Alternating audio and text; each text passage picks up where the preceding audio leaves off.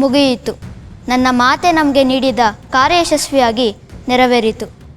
ಇವನಿಗೆ ವಹಿಸಿದ ಕೆಲಸ, ನನಗೆ ಕೊಟ್ಟಂಥ ಜವಾಬ್ದಾರಿ ಎರಡು ಸಂಪೂರ್ಣವಾಯಿತು. ಈಗಷ್ಟೇ ಇವನ ನೆನಪಿನ ಬಾಗಿಲು ತೆರೆದುಕೊಂಡಿದೆ.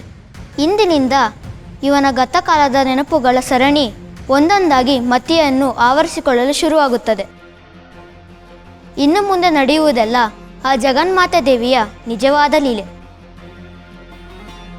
ಆ ದೇವಿಯ ದಿವ್ಯ ನಾಟಕದ ಕೌತುಕವನ್ನು ಈ ಕೇಸರಿ ಕಣ್ಣಾರೆ ನೋಡಿ ಆನಂದಿಸಲು ಕಾತುರನಾಗಿದ್ದಾನೆ.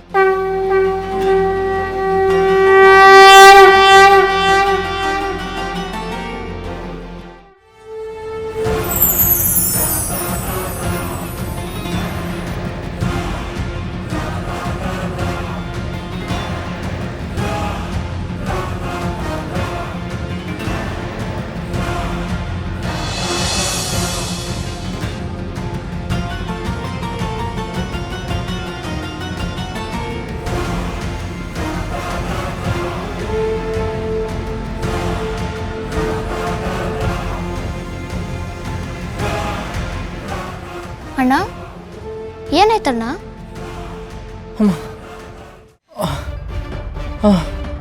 ತಲೆ ತಲೆ ತುಂಬ ಭಾರ ಆಗ್ತಾ ಇದೆ ಕೇಸರಿ.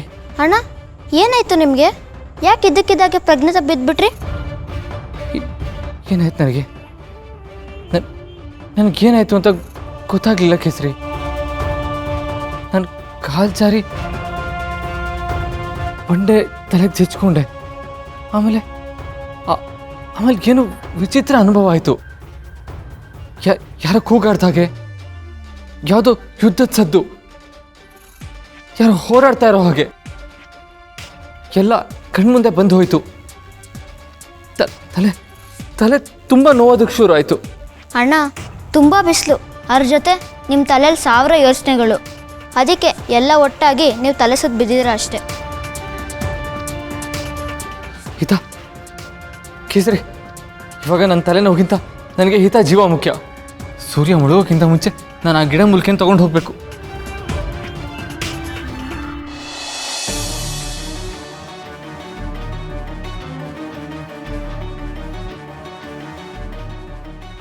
ಥ್ಯಾಂಕ್ಸ್ ಕೇಸರಿ.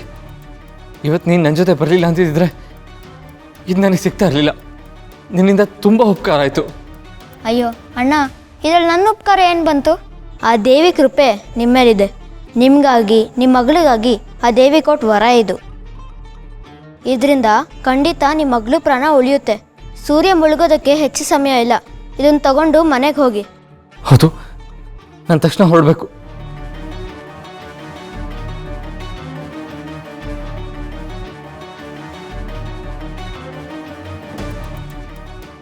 ಬಾ ಹೊರಡೋಣ. ಇಲ್ಲ, ನಾನು ಬರಲ್ಲ, ನೀವು ಹೊರಡಿ. ಏನು, ಈ ಕಾಡಲ್ಲಿ ನಿನ್ನೊಬ್ಬನೇ ಬಿಟ್ಟು ಹೋಗೋದಾ? ಇಲ್ಲ ಇಲ್ಲ, ಇಬ್ರು ಒಟ್ಟಿಗೆ ಹೋಗೋಣ ಬಾ. ನನ್ನ ಬಗ್ಗೆ ಚಿಂತೆ ಮಾಡಬೇಡಿ. ಈ ಕಾಡಿನ ಮೂಲೆ ಗಿಡ ಮರ ಕಲ್ಲು ಬಂಡೆ ಎಲ್ಲ ನಂಗೆ ಗೊತ್ತು. ಈ ಕಾಡಿನ ರಾಜ ನಾನು. ರಾಜಂಗೇನು ಭಯ? ನನ್ನ ಮನೆ ಇಲ್ಲೇ ಹತ್ತಿರದಲ್ಲಿ.